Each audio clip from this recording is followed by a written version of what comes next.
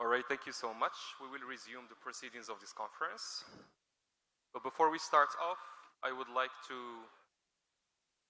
invite the audience to settle down and the four researchers to join me here on the panel.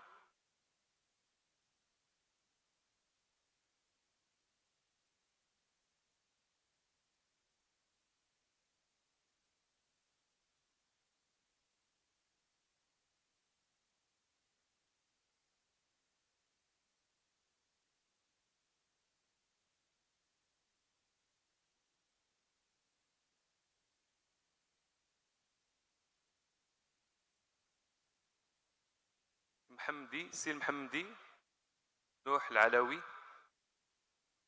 Will you please join us?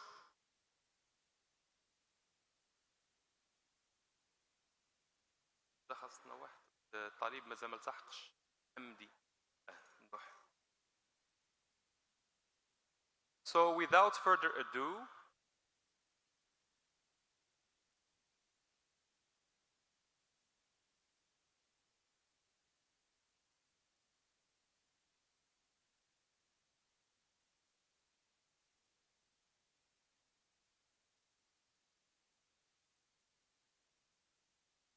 we will immediately start off this string of presentations with our first presenter, Professor محمد بنهيمة, who will give us a talk and share the findings of a research project he has been working on titled Institutional Review Boards in Social Research in Morocco, Roles, Functions and Importance.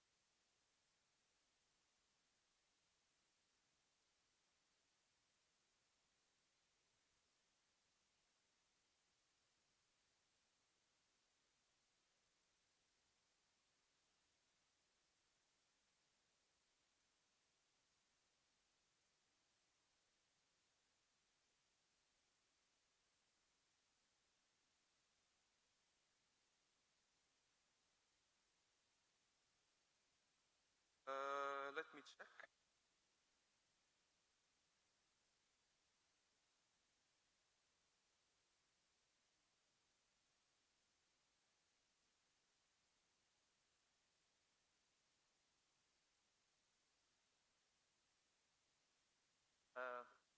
Morning, everyone. So, presentation about institutional review boards, their roles, functions, and importance in reference to Morocco. So, the presentation is based on a personal experience of publishing in Scopus Index journals and Science Index journals, where what we call the board, let's say, consent forms are required as a prerequisite for publications. So the outline is going to be as follows. There is introduction, state-of-the-art or literature review, methodology, results, then discussion. So in Morocco, there are no institutional review boards. However, there are some similar governing bodies that I'm going to be talking about that regulate the ethical procedures when it comes to research ethics in social sciences and humanities. So we have what we call the research ethics committees, and we have institutional review boards. These are different terminologies that are used interchangeably, especially in the Anglo-Saxon countries like the UK, Australia, USA, along with their private branches, Gulf countries like Saudi Arabia, the United Arab Emirates, among others.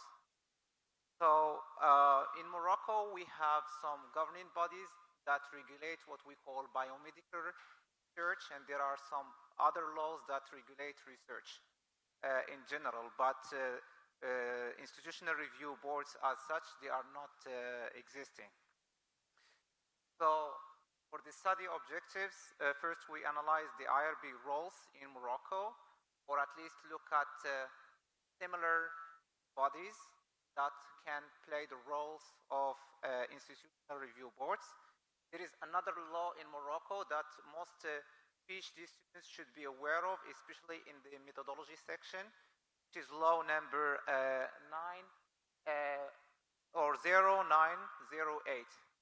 So I think all PhD researchers and researchers in humanities would cite this law, especially when it comes to research ethics. As you know, when you are writing a research manuscript, most of us follow the MRAD, meaning introduction, methodology, results, discussion. And in the methodology section, we need to we need to state exactly whether we have an approval from the institutional review board and whether we abide by the regulations of the country from which we get the data, because peer-reviewed journals have issues with have legal issues with accepting your manuscript regardless of its strength, because they fear that there could be legal consequences for the journal. So the journal editors try to relieve themselves from this responsibility, and they try to pass it to researchers. So it's the responsibility of the researchers to observe the laws in a certain country. So at the end, we will have another alternative model for effective IRBs in Morocco as the outcome or the implication of this research. So what ethical standards does law 09 have with regard to research ethics in Morocco? And what PhD, especially what are the major themes and the regulations that this law has that PhD researchers should abide by? And how do these standards affect social sciences and research ethics in Morocco at large?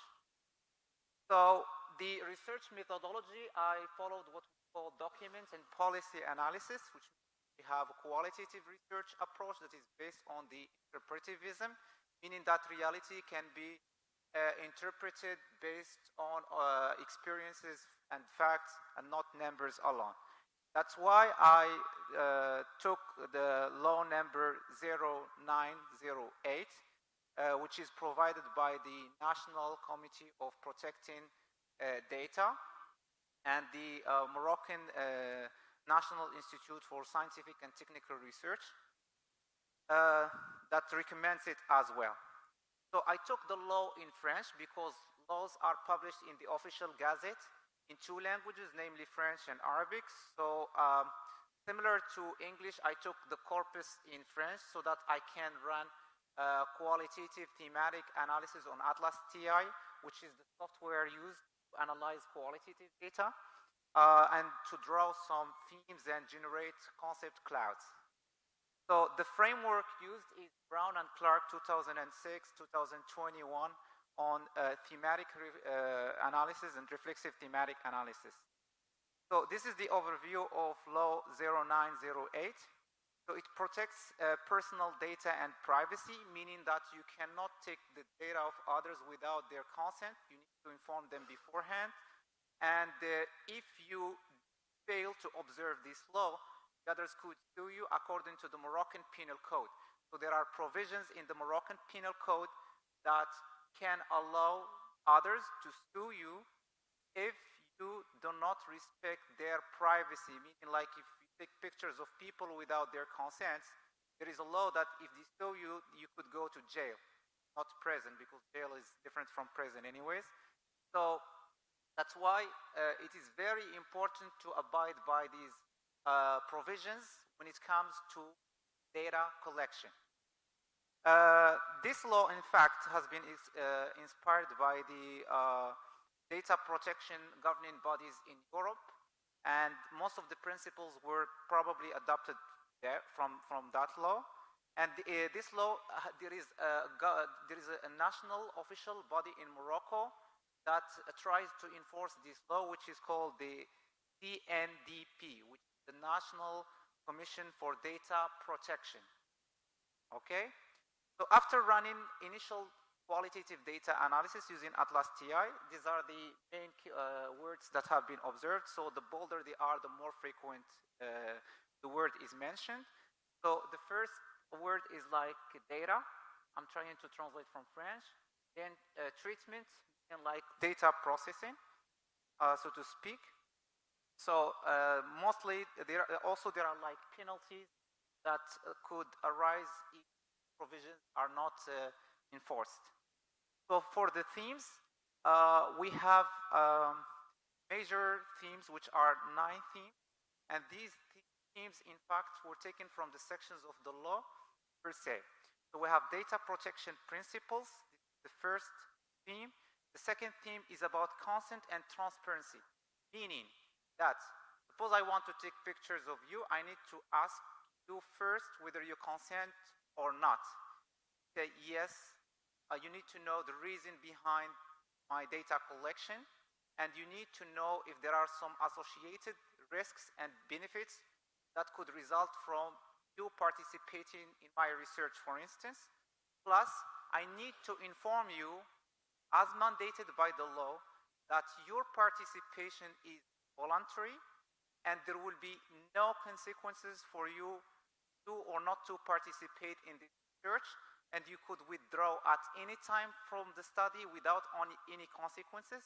Plus, I need to ensure that I will be able to share the data with you for you to verify and request corrections if needed. So these are all the regulations that I should abide by so as to be 100% ethical in terms of the data collection. So then there are other themes like rights of data subjects, meaning that they should be informed. And I think this has to do also with the culture, because people could just go to some places and start collecting data without informing others. So that's really a major issue that would have really tremendous legal consequences. Then we have some laws, like some provisions related to international transfers. We have copyright, transparency, and then penalties that could result from not adhering to provisions. So this is just another detailed thematic analysis following Brown's and Clark's methodology for 6 steps that start with corpus, then getting the codes, then getting the categories that are a little bit broader, then getting from the categories, aggregating them in themes, and from themes you build like a theory and you relate the concepts with each other. So from Article 1 to 4 we have data protection principles, then we have consent and transparency, and by the way the consent should be written, meaning that you as researchers need to come up with a template that you explicitly state why the research you are conducting and You try to inform the participants that of the objective of the research, plus whether or not they want to participate on your study, and they need to sign it. So you are required by law to do this procedure, okay? So then we have rights of data subjects. I already talked about that. Responsibilities and compliance in issues related to security, meaning that you should not collect data that you don't need. For example, if you don't need the age of the participants, it's not necessary to ask them about their age, because whatever question you include in your survey or semi-structured interview needs to be justified. It's not just put the question because of your curiosity or you just want to discover them. But no, it should be scientifically and systematically justified. And once you get their data, you need to keep it in a place that is protected, and you cannot share it with others.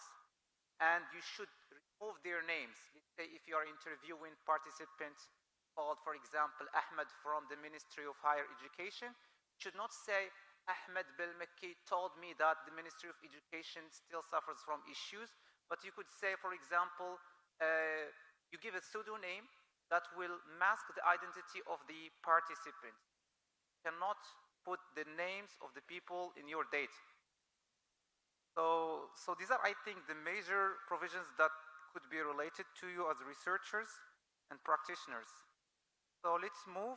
So here we have the governing body that enforces this law is the law that is the one that I told you about, which is 0908, and we have this CNDP, National Commission for Data Protection, and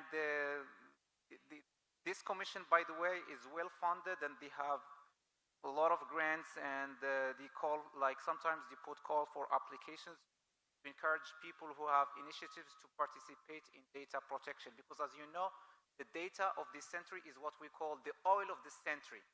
So the data is very precious, let's say, thing, so to speak. So let's move for the discussion. So since not many studies have been conducted in the peer-reviewed literature on this issue, I have secondary data that involve regulations. 3 minutes, Muhammad.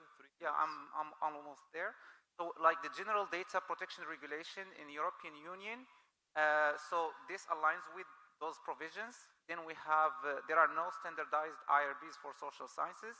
However, for biomedical research, we have many of them that regulate how biomedical research, because there are some associations that take care of this matter. Then for implications, we have need for formal IRBs. However, this could create more bureaucratic barriers for researchers.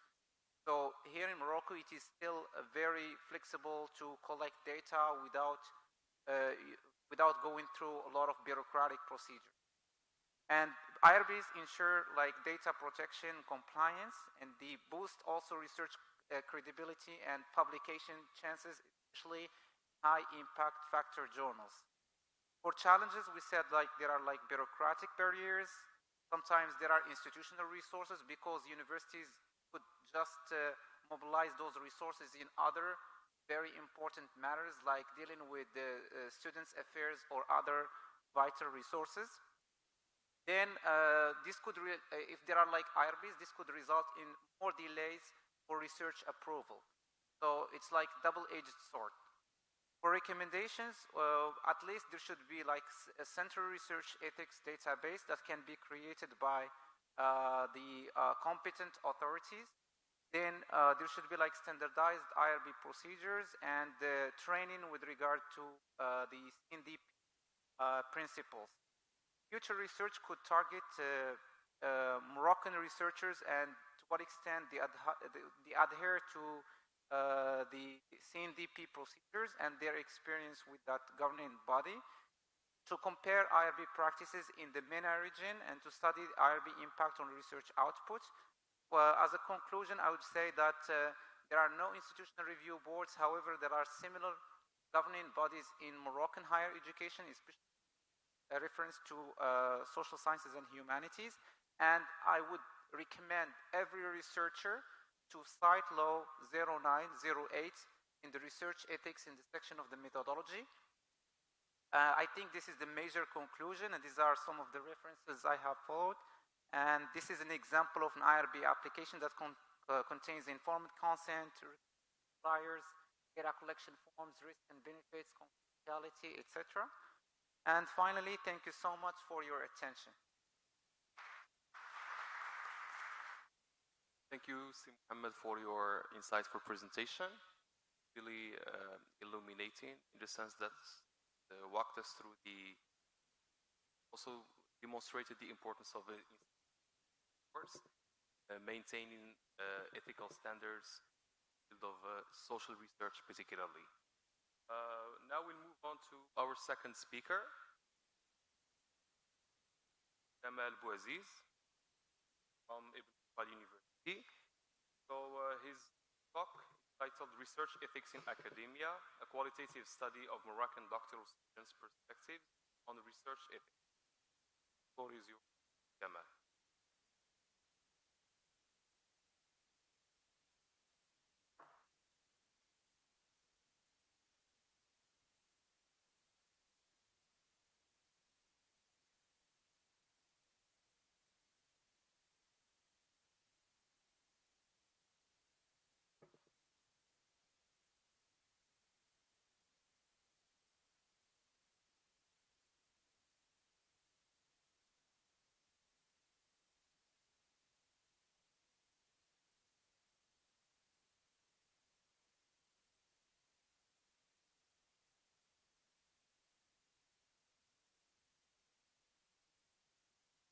While waiting up computer, final call. علوي محمدي, got around, please.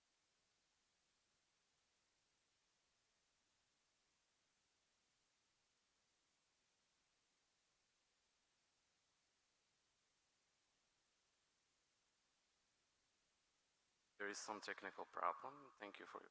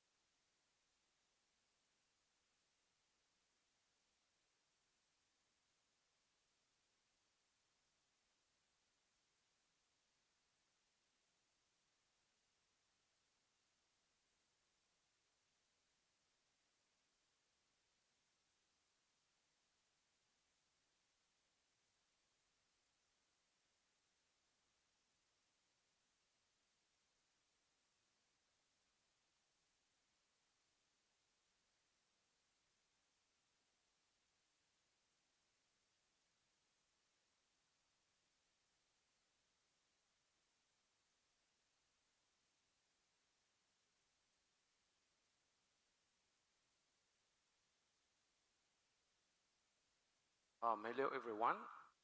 My name is Kamal Bouaziz from the University of Ibn Tufayl. I really consider it an honor to be here today. It's my first time and probably not the last. So without any further ado, let's shed light on my topic, which is entitled Research Ethics in Academia. It's basically qualitative or qualitative study of Moroccan doctoral students, perspectives on research ethics. So the research context is based on the recent advancements in rapid technology, particularly in artificial intelligence, which have transformed and impacted academic research in many aspects. So it is in this very changing context that research ethics has become an increasingly pressing and urgent issue, particularly when it comes to humanities. So this is particularly relevant and vulnerable for doctoral students who often encounter ethical dilemmas without sufficient institutional guidance. So the research problem is based on global discussions when it comes to research ethics, because there is limited empirical research focusing on doctoral students, particularly in Morocco. It's based on Moroccan doctoral students' personal experiences and lived experiences as a PhD or doctoral student. So this study aims to fill this lacuna or gap by investigating how Moroccan doctoral students, candidates understand and engage with ethical standards, as well as the strategies, if there are any, when it comes to maintaining ethical standards. So therefore, the research question guiding this study is, how do Moroccan students or doctoral students perceive and navigate research ethics in their academic journey?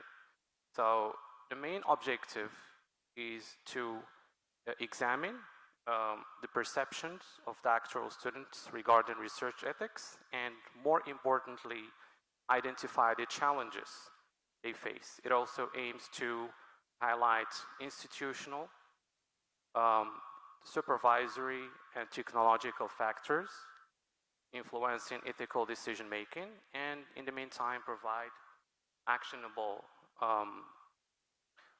recommendations in this regard. So it is fundamentally a triadic factors study.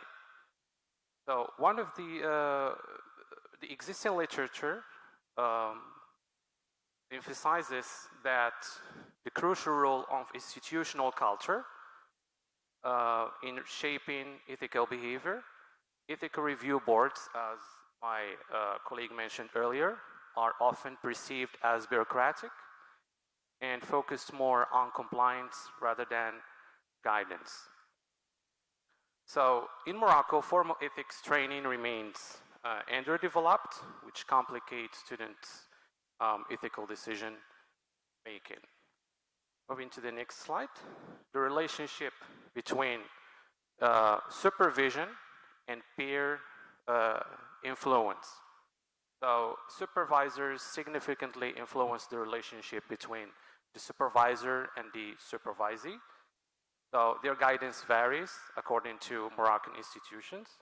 Some prioritize research input, while others prefer ethical considerations, leaving students to navigate research ethics on their own.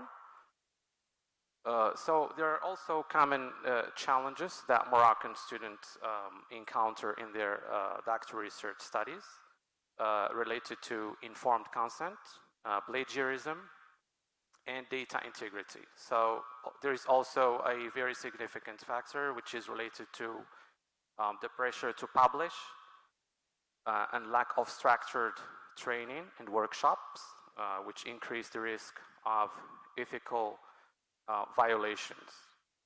These concerns are particularly relevant in the Moroccan context, where formal support systems are still evolving. We can draw on our colleagues' board of the board or scientific committees, which are bodies that replace other scientific boards. So the research design and methodology guiding this study focused on the lived experiences of 10 Moroccan doctoral students at Ibn Tufayl University. This approach allowed for an in-depth exploration of ethical perceptions and practices across various academic disciplines. In terms of data collections, data was in fact gathered through semi-structured interviews and analyzed using thematic analysis. Participants were selected purposively, and interviews covered topics such as institutional policies, supervision, and AI in research. As far as key findings are concerned, as I mentioned earlier, we focused on a triadic factor, the supervision, the role of institutions, and AI and ethics. So there is an intersection between these three factors. So the first major theme highlights a lack of institutional clarity on research ethics. Many students reported receiving limited or no guidance on ethical procedures, with training often reactive rather than proactive. So this leads to confusion and an intentional violation sometimes. The second finding is the relationship between the supervisor and the supervisee. Supervisory support was found to be inconsistent. Some students received clear ethical guidance and guidelines, while others were left to guess what was acceptable. Vague advice sometimes, such as be careful, use common sense, was not sufficient for ethical decision-making. So these phrases, by the way, were extracted from the interviews that I conducted with the doctoral students. AI and ethical uncertainty. The integration of AI tools into research has introduced ethical dilemmas. Students were unsure about the acceptable use of AI, how to use AI, and its limitations, especially as policies in Morocco on AI are still unclear and sometimes entirely absent. So this has led to anxiety, stress, and inconsistent practices among some Moroccan doctoral students. So these are some of the extracted paragraphs from the interviews that I conducted with doctoral students at the University of Liverpool. One participant said, many of us learn about research ethics only when a paper is rejected. The university should prepare us before we submit, not after we fail. Supervision in Morocco depends on luck. If your supervisor is responsible, you learn ethical research. If not, you are on your own, guessing what is right or wrong. At this stage, a PhD student who already defended his thesis said, I should be confident in my research ethics, but honestly, I just follow what others do because there is no official training on research ethics. In terms of the recommendations of this research, we actually came up with 5 recommendations, among which is developing clear ethical guidelines. Universities should ensure accessible, well-documented ethical policies that clearly outline expectations for doctoral research. These guidelines should be widely distributed and incorporated into doctoral training programs. Number 2, implement structured ethics training and workshops. Ethical instruction should be a formal part of doctoral education with workshops, courses, and case studies to help students understand ethical principles in practice. Number 3, standardize supervisor training and relationship between the supervisor and the supervisee. Faculty members should receive training to ensure they provide consistent and clear ethical guidance to their students. Establish research integrity, which by creating offices that provide ongoing support for ethical concerns rather than addressing issues only after a violation occurs. Number 5, define AI ethics policies.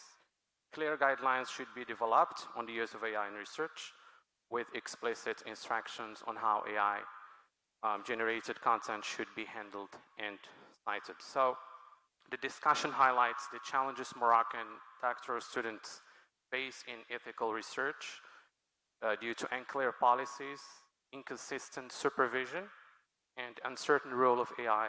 Addressing these concerns require coordinated efforts from universities, faculty, and policy makers. So without any further ado, I will move straight to the conclusion to save some time.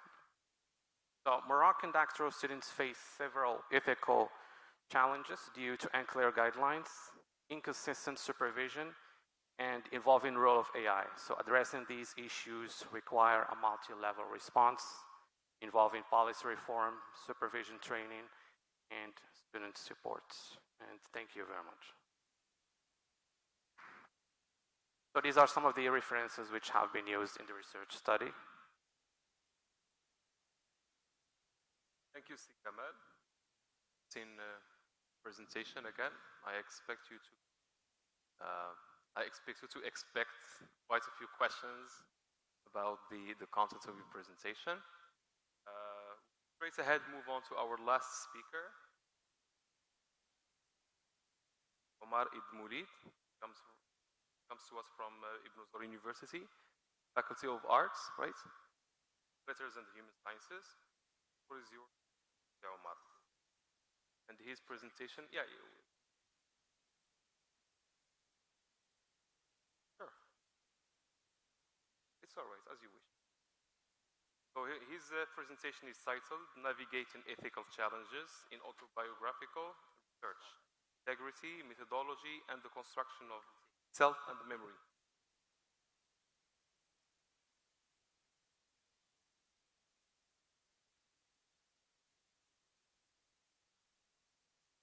Everyone, my name is Omar Idmoulid. I'm a PhD student from Ibn Zor University, and the title of my presentation,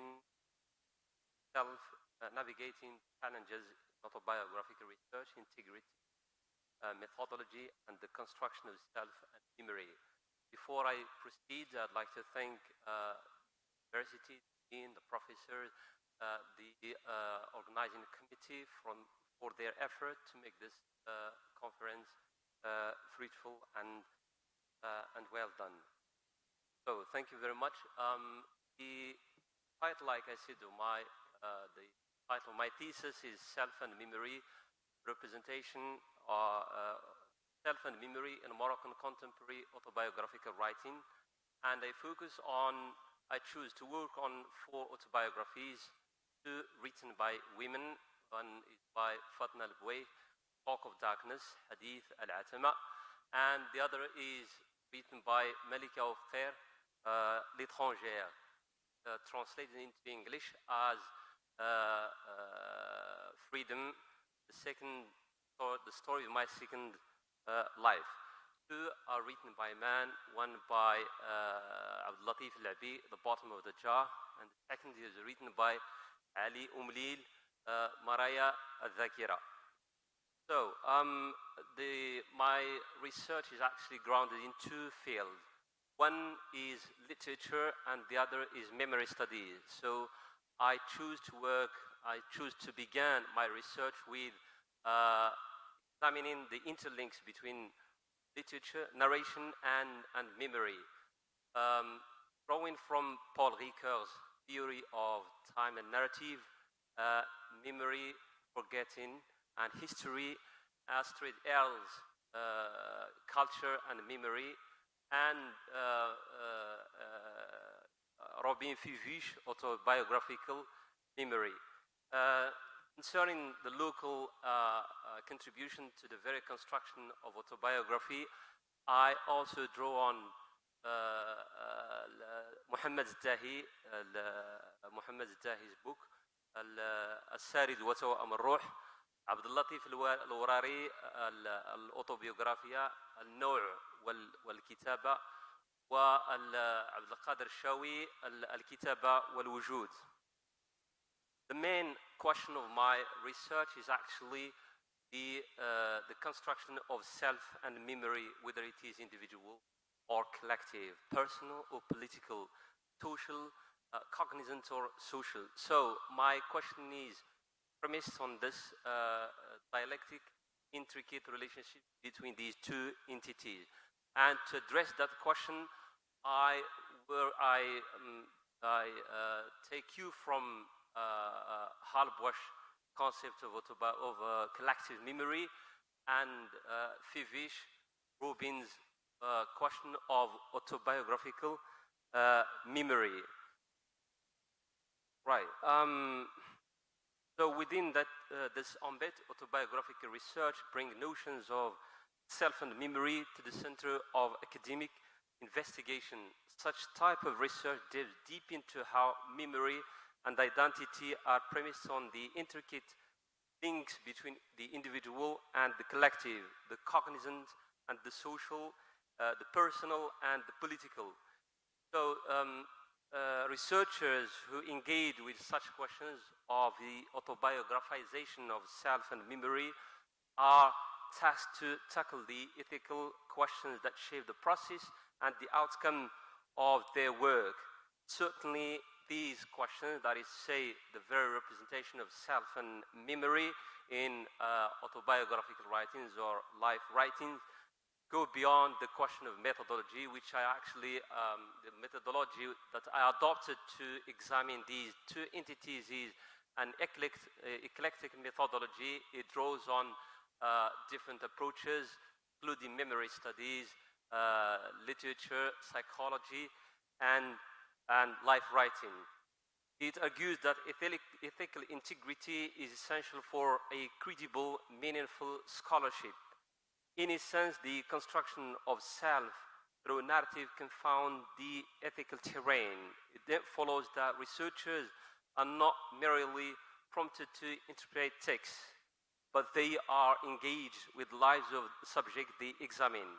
In this regard, the tasks are so high, especially when marginalized voices speak through autobiographical accounts, or what Orlando calls in her book, the collective self. Misrepresentation in this context, so reductive analysis, risks reproducing the very silencing that the autobiographers seek to transcend and resist. My paper argues that researchers must maintain ethical vigilance. They must anchor their work in principles of consent, care, accountability, and methodological openness. Furthermore, autobiographical writing discloses how individuals construct the self through memory, given the symbiotic interrelationship between the two. This process embodies both personal experiences, collective histories, and experiences. Autobiographers select, arrange, and narrate past events. Through this process, they shape an image of who they are and/or have become. With this in mind, memory does not offer a mirror of the past. It presents reconstruction that is predicated on current values, emotions, and social context. Within this purview, autobiographical research must analyze how memory works and how self emerges through narrative. The ethical consideration must support this analysis without reducing the subject to data. In short, this paper suggests that an ethical autobiography that can have focused mostly on strategies of self-knowledge or self-knowledge or self-creation exhibited in writing about self, with a particular zooming on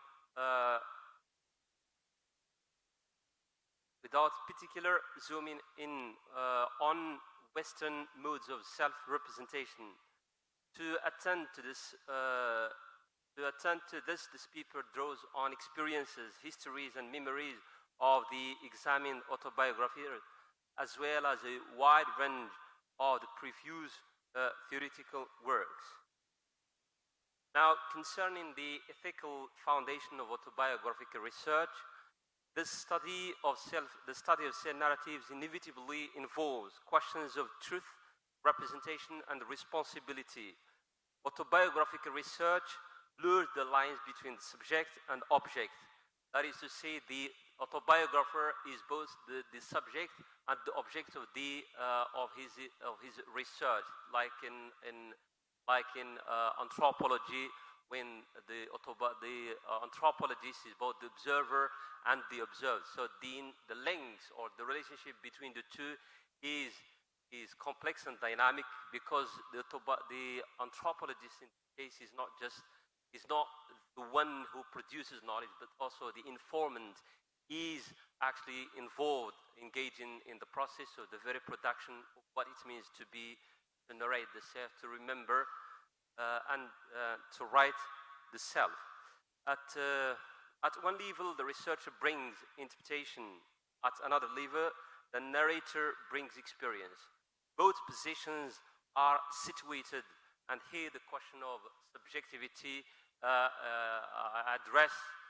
within this ambit, address the question of subjectivity, whether the self that speaks is really the I, or that the I, there is no such thing as the I, because that the I that writes is actually based on an informed, shaped by a web of social, cultural, and political premises that define who or what the I is or has become. Researchers in this context must recognize their own positionality and its impact on the process of knowledge production. With this in mind, ethical integrity demands reflexivity.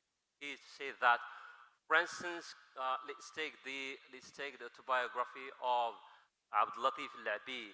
My interpretation of Abdulatif al-La'bi's interpretation of the main character in his autobiography, Namus, they're actually the question of ethics, whether my interpretation is goes in acquaintance with the La'bi's interpretation of Namus' actions in the world and his attempt to define who he is and his being and knowing in the world. So my interpretation of Abdulatif's interpretation of Namus' experiences in the world, there actually I try to address the question of where ethics really fits into this context. The ethical concern in such studies are not then merely procedural, but deeply also epistemological. They extend to how stories are told, who tells them, and by what authority. Ethical concerns are also linked to the broader cultural, historical, and political context that shape narrative meaning. Ethical research in this realm must prioritize respect for individual agency, especially when addressing memories, experiences, and histories that have shaped under the rubric of violence, subjugation, and marginalization and displacement. In fact, codes of ethics range from institutional reviews, board to discipline. Specific guidelines remain starting points, but often need to be extended and adopted to meet the unique demands of autobiographical inquiry. That autobiographical research is grounded in a set of ethical foundations that concern representation, truth-telling, memory, trauma, and the responsibility of self toward others is much significant to the construction of self and memory in autobiographies like the ones I examined.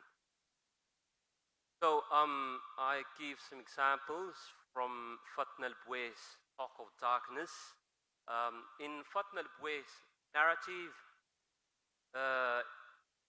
embodies an ethic of testimony entrenched in gendered and political violence that was visited upon al-Bouais for her because of her resistance of violence, whether it is political, social, or cultural. As a former political prisoner, she speaks not only for herself, but also for the silence of women who endured similar abuse. Her right, and then I need to escape on.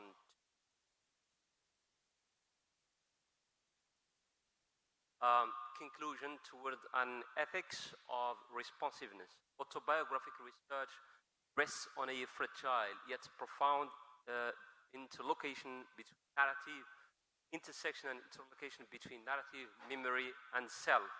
That interlocution demands a critical responsiveness. Researchers deal with the autobiographical text not as a matter of data collection, but as human articulation of experience at its individual and collective aspects, formed under the aegis of science and citation, derivative from both national and global reservoir of knowledge. In a sense, researchers must balance methodological rigor with moral attentiveness. Ethical practice in autobiographical research enables not only academic integrity, but also epistemic justice.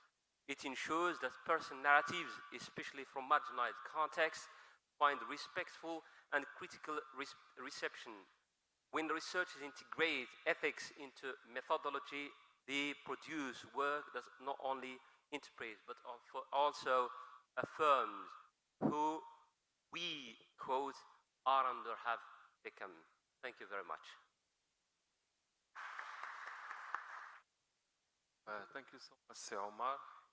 Not a fun job to cut off speakers when they're delivering their speeches, but as said earlier, norms are there to be observed, so we must abide by to model professional behavior for novice and upcoming researchers.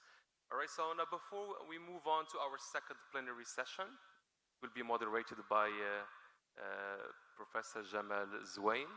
I guess he's around. I would like to take a few moments to open a Q&A session. So, but we are going to be limited in terms of how many questions we'll be receiving. So if you have any queries, any questions, comments you would extend to our speakers, our guests. So as I said, I'll be taking maximum of 6 questions. 6 questions, hopefully for each. All right, so I take names first, and then you can ask your questions.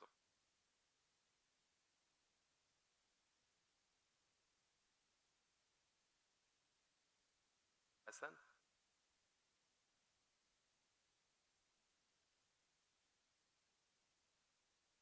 Ruqayya? From the back?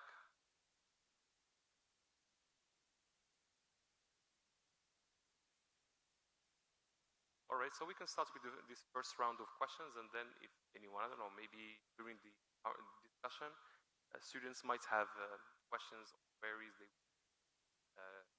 ask. So let's start with Rami.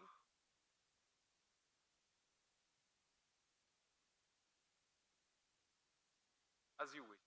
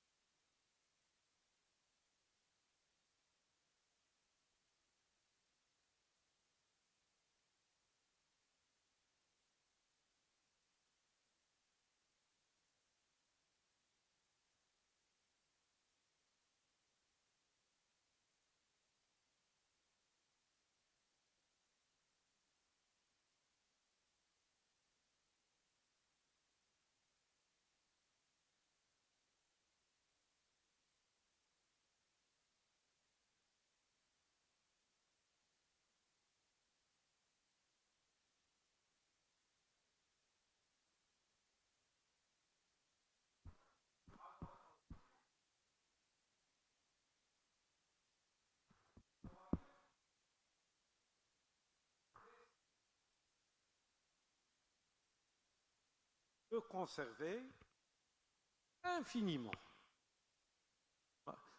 dans un temps infini les données personnelles. Donc, par rapport à l'éthique, percevoir cela.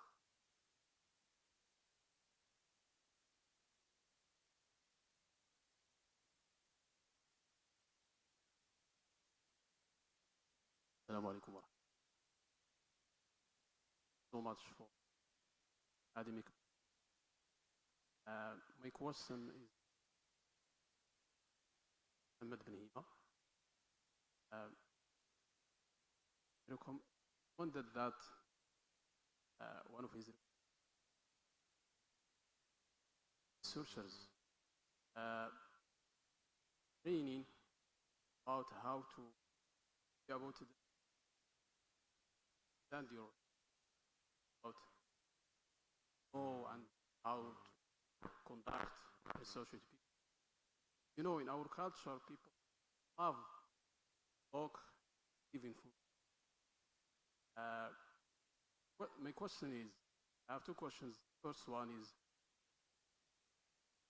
there any statistics that about people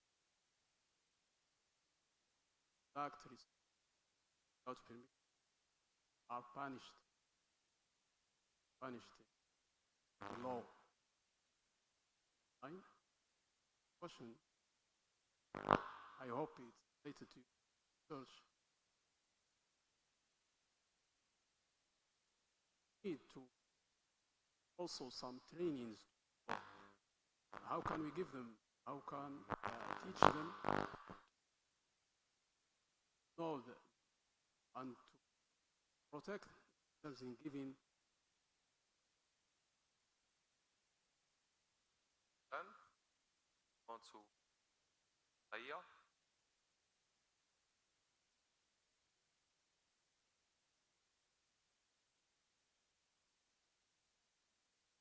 Well, I would like to thank all the participants for their extremely insightful presentations. My question is for Mr. Kamal Bouaziz. I would like to thank you for your presentation. It was extremely interesting and pertinent, especially for us as doctoral students, the topic which is about research ethics in academia in relation to AI.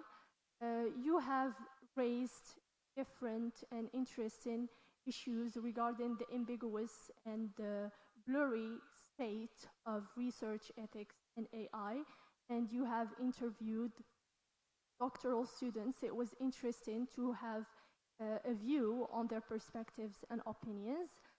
You have talked about the element of, one of the elements is data collection and AI, especially how AI legally references sources. And then you have touched on the element of the ambiguous state of supervision and faculty policies. And also, you have talked about academic integrity. My question will be about when interviewing those doctoral students, did you feel or notice that a certain student or many students have talked about or tackled the issue of creativity and the academic voice, which are academic values that should be existent or should exist in our fields? So did you feel like certain students raise the issue of the academic voice, creativity, and authenticity, and how they feel confused or weakened by AI when it comes to showing or proving their academic voice? Thank you so much. Okay, thank you for the question. I'll give it now to Professor Bnehimة. Rami's questions. Donc, je vais essayer de parler en français, ce n'est pas bien. Par rapport à la loi 08-9, votre question sur la durée. D'accord. Donc la loi impose en durée 3 mois, mais 3 mois, mais selon vos besoins. C'est-à-dire, lorsque vous déposez la demande la première fois, vous devez déclarer la durée de votre projet. Et la durée peut être, comment dire en anglais, extended more, depending on the project. So this is for your question. For the related question on the punishment, I think that for the punishment, as I stated, not only the law 0809, but also the penal law. One of the provisions or the articles of the penal law of Morocco, Qanun Jina'i, states that nobody has the right to take information without the consent of others. Meaning that you take, for example, a picture of somebody else without their consent, he can sue you. So the legislature, the Morocco legislature, as we say, leaves the ball for the other to lead the proceedings against the person, meaning that if they hurt, can sue you. But the governing bodies cannot automatically sue you because you will not know whether you collected data on the first hand. So that's why just be careful for others not to sue. That's the principle. Depends on them. Did you ask another question concerning the training? So the training, yeah, I think the training is good and mostly autonomous training, because in fact the Moroccan governing bodies that protects data has a YouTube channel, and they keep posting a lot of short videos on just raise the awareness of people with regard to data protection. So, but the videos there have fewer views for some reason, I don't know, maybe, or I don't know what. So that's why I recommend autonomous training, and researchers should do the initiative, like tax reporting. The IRS, like in the States, they will not ask you to not come and do the accounting for you. You are required by law to declare assets and liabilities for the tax authorities. Like the comes from. Thank you. You see, Muhammad? Thank you for your question. So the research study was basically a triadic factor study, which was based on the role of supervision, the role of institutions, Moroccan institutions, which are exemplified in universities and colleges, and also the emerging AI and its growing influence in research. So your question is related to creativity among students. I remember I had one participant said that I try to adhere to ethical standards, but when I see others use AI, I just go with the flow. So technological advancement sometimes kills creativity. So this nuance is somewhat absent in the interviews that I conducted. There was a doctoral student who already defended his doctoral thesis, and he said it would take us sometimes months to write a paragraph, but now with the emergence of AI, it would just take you a few days to write a whole section or chapter, which is not fair. So creativity is what makes the difference. So I didn't touch any sense of creativity when I conducted my interviews with those students. I would recommend the choice of a good supervisor, because many participants complained about unstructured supervision, particularly when it comes to use of AI, its limitations, and how they may use it. So they were somewhat lost when it comes to AI. we had someone who said, I meet my supervisor once a year, which was not enough. So in this regard, I would recommend the choice of a good supervisor to conduct a good research, particularly when it comes to the use of AI and ethical standards. Thank you. I hope this answers your question. Right, thank you so much, Si Kamal. And sure, yes. Have the final word before we wrap up this. Thank you very much. Like to add something, professors. Actually, I'm not entitled either intellectually nor morally to answer that question. But it is the question that I actually struggled with concerning my research, self and memory. How do I assure myself that there is the aspect of ethical, that I respect the ethics in doing and searching in doing my research? Because it is related to the question of reflexivity. When I interpret a quote, for instance, from a book, from a autobiography, how do I make myself sure that I respect the author's intention, whether what he meant in that passage is actually appropriate? So it really challenges me to address that question. So in this regard, it's not, at least in literary terms, it's not the question of procedural question, but it's also a question of consciousness. You do respect the author's intended meaning, and that's it.